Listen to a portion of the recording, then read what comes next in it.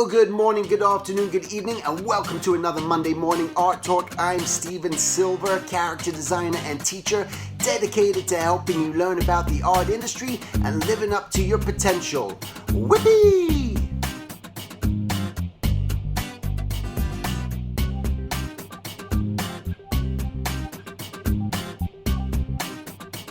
All right, welcome to another Monday Morning Art Talk. Today, I wasn't sure what I wanted to talk about, so I'm going to talk about opportunity, but I have just like on a piece of paper, I'm always just writing down notes and different things, and one of the topics I was thinking about talking about was being filled by approval. You know, this is a topic, and how that some people, need this, or the idea behind just constant reinventing yourself. And I thought, well, I won't talk about that topic right now. And then I had another subject. There are moments of happy, good art, and not constant, art things going through. But I think I've kind of talked about that before.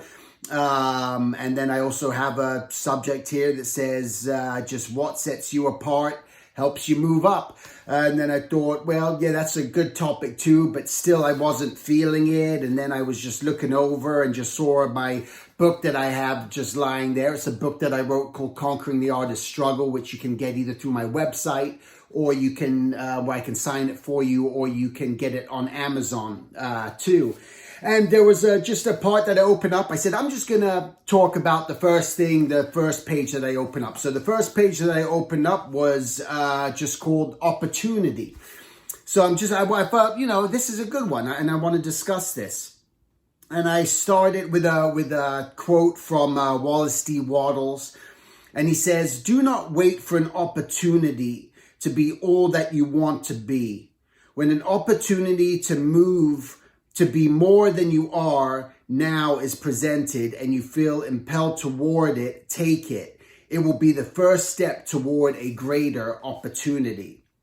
And then I continue to write, this quote by Wallace D. Wattles opens up a clear insight to the importance of keeping your eyes and ears open. There is no sense in sitting around expecting great things just to happen. They will not. Only through your own efforts will better opportunities present themselves. As Wallace stated, the next job may not be the best, but if it seems one step better than the place that you're in right now, then it is one step closer to the opportunity you really want to make happen for yourself. And this is, I think, the reality of it is you're not always going to have just ideal situations. And this is always, to me, part of the next piece. Because we're always trying to find that next piece of the puzzle. What do we need to do to complete the picture of what it is that we want to make happen in our life? And what it's going to mean is sometimes that, I'm going to have to give something up and try something new in order to make something better. So it's almost just that think about just the replanting of something, of just new ideas. I'm going to just replant just to bring life to something that's not necessarily here right now. And I think that's part of what opportunity is about, is keeping your eyes and your ears open. My dad always used to say, and I think he got it from a quote of a book that he read somewhere. I think my dad's really smart, but I don't know that he came up with this, but he might have. He just said, son, keep your ears and your eyes open and your mouth shut, and that was the thing. It's just like, because he always felt, sometimes when you start speaking up, which I often do, you get yourself in trouble, which I have many times. But the idea is just to keep your ears and your eyes open, and always referring to opportunities, and just knowing that, could this maybe be a better, situation? Is this going to be the right thing? And sometimes you're going to have to make some tough decisions. I remember one of the toughest decisions that I made, but it ended up being the smartest decision that I ever made, just so happened, was that I was hired by Disney way back when, must have been back in 1999, I think, to work on Clerks. So I submitted my portfolio. The director liked what I did. They gave me a test. They wanted to hire me. right at that time, I had just been in the industry since 97. I always just thought about feature. I want to be in feature, and to work at Disney feature would be, amazing at that time. And I don't know how it came about, but somehow my name got out and something happened and my portfolio ended up over at Disney feature. And I got a call from a director to come in and meet. They happened to be working on, I don't even remember the name of the movie right now. They were working on a movie and wanted to know if I'd be interested in coming over. So here I was just getting hired at Disney TV. This awesome opportunity to work on Clerks, something new. And I was so excited to work at Disney TV as well. And here I was in this part of, do I work? Here I got my dream job. This is, oh my God, man, I could potentially work at Disney feature. This is going to be amazing. But then I had to just look at, I knew that on Clerks, they had been trying to find a designer and they went through a bunch of people. They were trying to find the right person for the job at that time. And here I was given that opportunity and I realized I'm at these crossroads. Do I take this job, which I think might propel me to the career and life that I want, or do I stay at this job because I've gone through they went through so much to try to make this happen in reality, and I just kind of felt like I didn't want to, I remember not wanting to upset people. So it was a case of, I can't just quit. I just got hired there. And what will that mean? What will it show? I've committed. I made a commitment right now to this job. And so I ended up turning down the Disney feature opportunity. Lo and behold, 2 months later, everyone on that Disney feature project got moved over or got laid off because the project got canceled. And it was, it died. And it's like, oh my God. Thank God I made that decision. And at that moment, all I can say is that I went with my gut. I went with my intuition.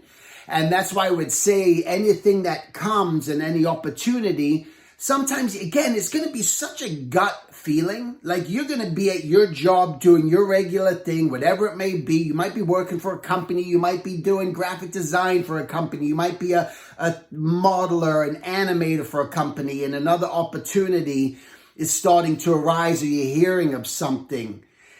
And so you can choose to wait, but I would say what it's going to be about more than anything will be that gut instinct where you shouldn't wait. If you're feeling it, if this is the right decision, you kind of got to go with that decision. And listen, at the end of the day, you don't know. You could look back and go, was it the right decision? Was it the wrong decision? Here's the reality. You're never going to know. And that's oftentimes what regret's going to come from, is all of a sudden you're going to look back and go, why didn't I take that opportunity when I had? I should have gone with my gut. And another situation that happened with me and my family was when I was buying a house many, many years ago, where there was another house that we really wanted, but I didn't go with my gut. And I was so afraid of what might happen and all this, and creating all these scenarios in my head. So we didn't get the house that we truly wanted. And the reality is it would have all worked out and it would have been fine. And we still would have been living there today, to be honest with you, but we didn't. And we always regretted that decision. Like, why didn't we? God, stupid. But again, live and learn.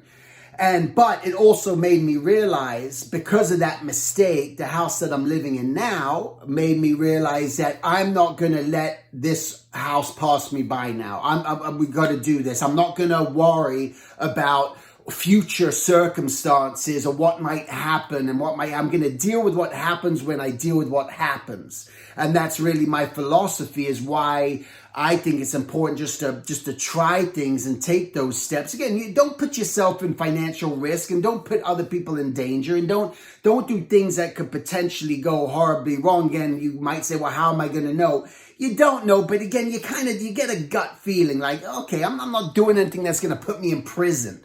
I'm not going to do anything that's going to just bankrupt my whole everything, and we're going to lose everything and take that big of a risk. So you make smart decisions, but opportunities, just again, keep your ears and your eyes open. Look out for those opportunities. If you're thinking you want to jump ship from wherever you're currently at right now, there's a reason for that. You're feeling that because you're supposed to be feeling it. And I would encourage you to potentially act on it, even if you think like, you know, Wallace Waddle says, I probably won't find that page again through here. I thought I'd just read through that quote again. Yeah, no, I'm not gonna find it here. You know, so that's the thing, is just making sure that you kind of just think, you write things down, pros, cons, do what you got to do, but most importantly, act. All right, that's it. Have a great one, and I'll talk to you guys next week. Take care. To learn more about my Skype mentorships and workshops, please visit silvertunes.com, and if you like, sign up for my mailing list where you'll be notified of any upcoming workshops or events. Thanks so much for listening, and I'll talk to you next week.